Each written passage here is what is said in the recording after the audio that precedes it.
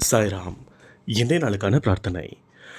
இந்த பிரார்த்தனை நாளுக்கு நாள் வலுப்பெற்று கொண்டே இருக்கிறது என்பதில் எந்தவித சந்தேகமும் இல்லாமல், நமக்கு நாளுக்கு நாள் ஏதாவது ஒரு அற்புதம் நடந்து கொண்டே இருக்கிறது.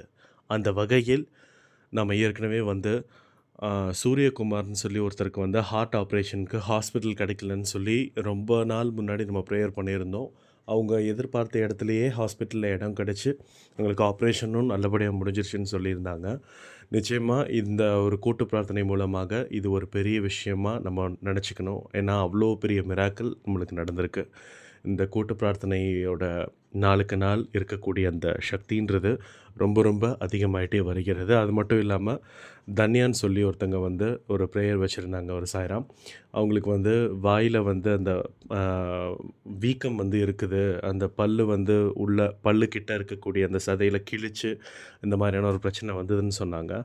ஆனாலும் அந்த ஒரு பிரச்சனையும் கூட ரொம்பவே விரைவில முடிச்சு குடுத்துட்டாங்க. அது என்னன்னா, அந்த அன்னைக்கு நைட்டு மறுபடியும் போய் நம்ம சாயப்பா கிட்ட அவங்க பிரார்த்தனை வச்சிருக்கிறாங்க. எனக்கு வலி தாங்கவே முடியல அப்படின்னு. ஆனாலும் அந்த நாள் இரவு அவங்க உறங்கும் பொழுது, சாயப்பாவே அவங்களோட கன்னத்தில தொட்டு, அந்த வீக்கத்த எல்லாமே எடுத்த மாரி அவங்க உணர்ந்திருக்கிறாங்க. அதற்கு ஏற்ற மாரி அந்த ரத்த ஓட்டம் எல்லாமே அந்த இடத்துக்கு போயிருந்திருக்கு. காலையில எந்திரிச்சு பார்க்கும்பொழுது, அவங்களோட வீக்கம் சுத்தமா இல்லாம, வலியும் சுத்தமா இல்லாம மாற்றி குடுத்துருக்கிறாரு. நிச்சயமா இந்த மாதிரியான நெறைய அற்புதங்கள் சாயப்பா நம்ம எல்லாருக்குமே நடத்தி குடுக்குறதுக்கு தயாராக இருக்கிறார். இந்த கூட்டு பிரார்த்தனையின் மூலமாக நாம் அனைவரும் இந்த மாதிரியான விஷயங்கள செஞ்சு, எல்லாருக்காகவும் பிரார்த்தனை செய்யும் பொழுது, ஒரு மிகப்பெரிய சக்தி இந்த கூட்டு பிரார்த்தனை பெற்று அது வலுப்பெறுகிறது என்பதில் எந்த விதமான சந்தேகமும் இல்லை.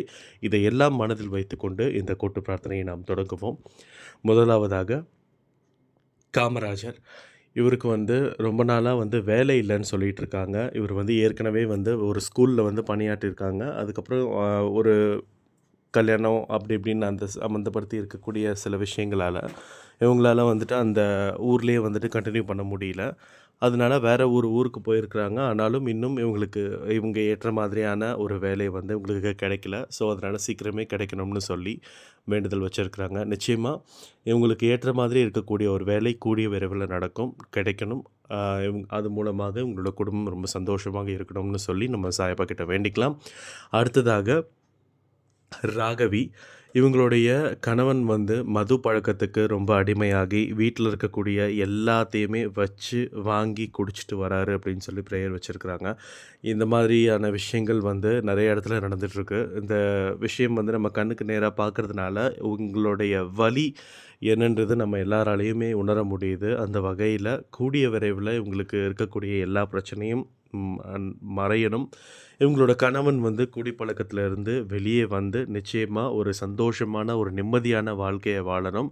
இந்த இடத்துல இது ஒரு பொது பிரார்த்தனையாவும் மாத்திக்கலாம். யார் யாரெல்லாம் இந்த குடிப்பழக்கத்துக்கு அடிமையாகி இருக்கிறாங்களோ, அவங்க எல்லாத்துக்காகவுமே இந்த ஒரு பிரேயர் வச்சுக்கலாம்.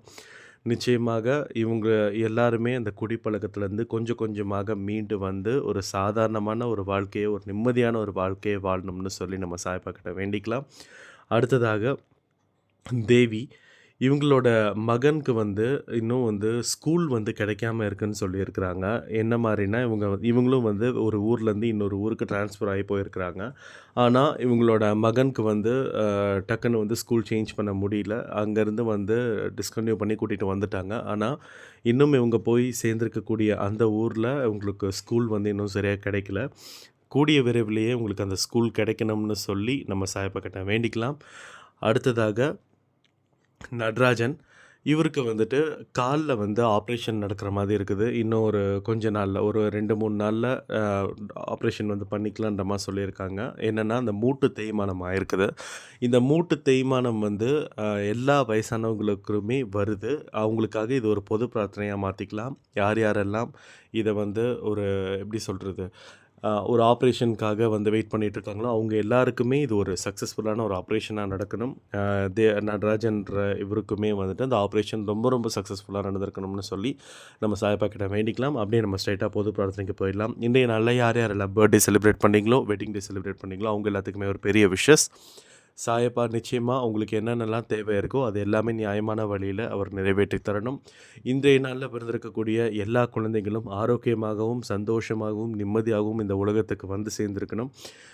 இந்த குழந்தைகளால் எந்த விதமான சமூக சீர்கேடுகளும் நடந்திருக்கக்கூடாது. அந்த அளவுக்கு ஊர் போற்றும்படியான ஒரு குழந்தையாக இந்த குழந்தைகள் எல்லாமே இருக்கணும்னு சொல்லி நம்ம சாயப்பா கிட்ட வேண்டிக்கலாம். யார் யாரோ இந்த உலகத்தில் இருக்கக்கூடிய நிறைய பேர் நிறைய கஷ்டங்களால் பாதிக்கப்பட்டிருக்கிறாங்க. அப்படி இருக்கும்போது அவங்க எல்லாருக்குமே ஒரு பெரிய வேண்டுதலை நம்ம இங்கே வச்சுக்கலாம். எல்லாருக்கும் எல்லா விதமான தேவைகளும் நடந்திருக்கணும், நிவர்த்தி செய்து கொடுத்துருக்கணும் நியாயமான வழியில். அந்த வழியில் இந்த பதிவை கேட்டுட்டு இருக்கக்கூடிய ஒவ்வொருத்தங்களுடைய மன பிரார்த்தனைகளையுமே சாயப்பா நிறைவேற்றி தர வந்து கொண்டே இருக்கிறார். அதை நம்ம எதிர்நோக்கி பார்த்துட்ருக்கலாம். இந்த அன்பே சாய் குடும்பத்தில் இருக்கக்கூடிய ஒவ்வொருத்தங்களுக்கும் என்னென்ன தேவைகள் இருக்கோ அந்தந்த தேவைகள் எல்லாமே சாயப்பா நடத்தி கொடுக்கணும்னு சொல்லி இந்த ஆடியோவை நான் முடிக்கிறேன். ஜெய் சாய்ராம்.